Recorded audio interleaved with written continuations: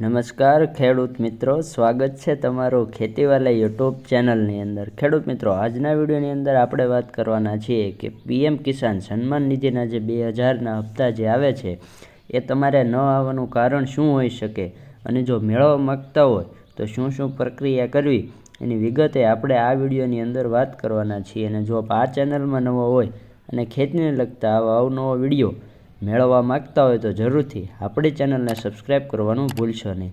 તો ખેડૂત મિત્રો, સૌપ્રથમ આપણે વાત કરીએ તો આ યોજના છે એની માટેની પાત્રતા શું, એટલે કે કોને મળે અને કોને ન મળવા પાત્ર છે।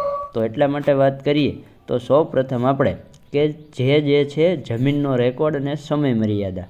તો ખેડૂત મિત્રો, 7/12માં જે વર્ષ 2019 પહેલાં એની નામ હોવું એક ખાસ જરૂરી છે। ત્યારબાદ છે માત્ર વારસાઈ જ માન્ય ગણાતી હોય છે।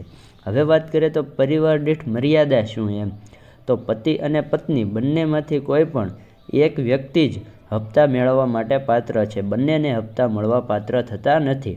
અને વાત હોય તો યોજનામાંથી બાકાત એટલે કે અપાત્રતા થવાનું કારણ શું હોઈ શકે, તો ખેડૂત મિત્રો, જે ખેડૂત મિત્રો જે છે આઈટી રિટર્ન ફાઇલ કરનાર ખેડૂતો અને જે પેન્શન ધારકો જે છે આ યોજનાથી લાભ વંચિત રહી જતા હોય છે। જે ખેડૂત મિત્રો જે છે આઈટી રિટર્ન ભરે છે, પેન્શન મેળવે છે, તેમને પીએમ કિસાન સન્માન નિધિ યોજનાનો હપ્તો મળવા પાત્ર થતો નથી।